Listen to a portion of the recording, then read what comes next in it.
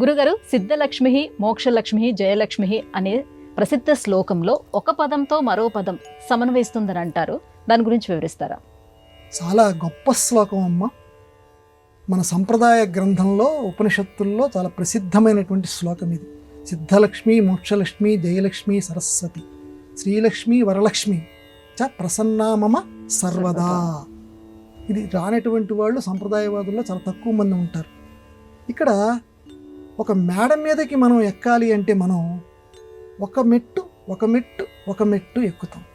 అదిగో మన ఋషులు ఎంత గొప్పవారంటే, మన సంప్రదాయవాదులు లక్ష్మీదేవి యొక్క అనుగ్రహాన్ని పొందాలి అని అంటే, ఇందాక మనం చెప్పుకున్నాం చైతన్య స్వరూపిణి అని.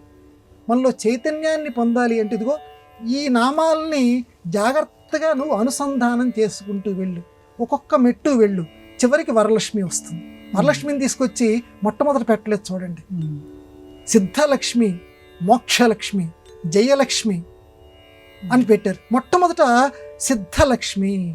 ఒక కార్యక్రమం సిద్ధించాలి, ఇల్లు కట్టుకోవాలి అని అనుకుంటున్నాం, ఆ కార్యక్రమం మనకు సిద్ధించాలి.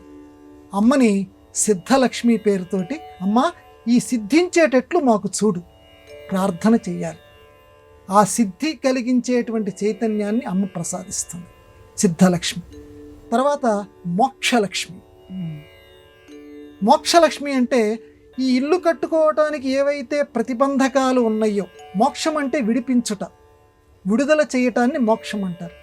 కాబట్టి ఈ ఇల్లు కట్టుకునేటువంటి దానికి ఏవైతే ప్రతిబంధకాలు ఉన్నాయో ఆ ప్రతిబంధకాలన్నింటి యందు మోక్షం కలిగించేది. మోక్షం అంటే ఆ అర్థంలోకి మనం వెళ్ళకూడదు, ఆధ్యాత్మిక అర్థంలో ఆ ప్రతిబంధకాల నుంచి విడిపించేటువంటిది సిద్ధలక్ష్మి మోక్షలక్ష్మి. అంటే ఆధునికంగా నేను సమన్వయిస్తున్నాను. జయలక్ష్మి. సిద్ధలక్ష్మి మోక్షలక్ష్మి జయలక్ష్మి. జయలక్ష్మి తర్వాత ఆ ఇల్లు కట్టుకోవడంలో మనకు శుభ్రంగా అన్ని రకాల ఏర్పాట్లు చేసి మనకి జయాన్ని అనుగ్రహిస్తుంది ఆ తల్లి. ఆ తల్లినే గనక ఈ శ్రావణ మాసంలో మరింతగా గనక మనం ఆరాధిస్తే. తర్వాత సరస్వతి. ఆ అమ్మ పేరే ఇంకొక పేరు సరస్వతీదేవి. సరస్వతి అంటే తెలివిని అనుగ్రహించేటువంటిది సరస్వతి. అందుకే సరస్వతీదేవి యొక్క వాహనం హంస. హంస ఏం చేస్తుంది? పాలని నీళ్ళని వేరు చేస్తుంది, మంచిని చెడుని వేరు చేస్తుంది. ఇల్లు కట్టుకున్న తర్వాత రకరకాల సమస్యలు, ఇల్లు నిర్మించుకున్న తర్వాత కూడా ఆ అనుమతి కావాలి, ఈ అనుమతి కావాలి, వాడు బెదిరిస్తాడు వీడు బెదిరిస్తాడు. అటువంటి అనుమతులు ఇవ్వటంలో కానివ్వండి, ఏ రకమైన సమస్యలు ఉండటంలో కానివ్వండి, ఏది మంచి ఏది చెడు, అటువంటి విషయాలన్నింటినీ కూడా మనకి తెలియచేసేటువంటిది సరస్వతి రూపంలో అమ్మ. కాబట్టి సిద్ధలక్ష్మి వరలక్ష్మి జయలక్ష్మి మోక్షలక్ష్మి తర్వాత సరస్వతి. సరస్వతి తర్వాత వరలక్ష్మి. చిట్ట చివరికి వచ్చేటువంటిది ఈ శ్రీలక్ష్మి వరలక్ష్మి. డబ్బుని ఇస్తుంది. ఏదైతే ఆర్థిక సమస్యలు ఉన్నాయో ఆ సమస్యలన్నీ పోగొడుతుంది అమ్మని నమ్ముకుంటే. చిట్ట చివరి మెట్టు వరలక్ష్మి. శ్రీలక్ష్మి తర్వాత వరలక్ష్మి, వరాల్ని అనుగ్రహించేటువంటి తల్లి. అంటే ఇన్ని దాటుకుంటూ రావాలి. ఒక్కసారే ఆ చివరి మెట్టుకి మనం పనికిరాదు జీవితంలో కూడా. ఇన్ని లక్ష్ముల్ని ఆరాధించాలి.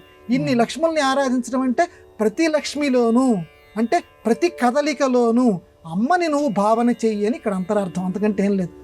నీ జీవితంలో ప్రతి కదలికలోనూ ప్రతిదీ సిద్ధించాలి అని అంటే సిద్ధలక్ష్మి నుంచి మొదలుపెట్టాడు, వరలక్ష్మితోటి ఈ శ్లోకాన్ని ముగిస్తున్నాడు. చ ప్రసన్న మమ సర్వదా. సర్వదా ఎల్లకాలంలోనూ మమ నాకు మనకి ఎప్పుడూ కూడా ఆ తల్లి ప్రసన్న, ప్రసన్నురాలు అగుగాక.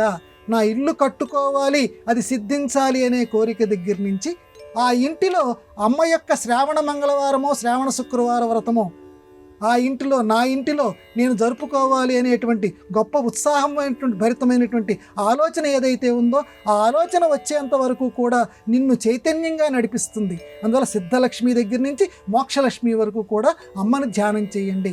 మొత్తం మీద పిండితార్థం ఏంటంటే ప్రతి కదలికలోనూ లక్ష్మీదేవిని ఆరాధన చేయండి, మిమ్మల్ని అనుగ్రహిస్తుంది.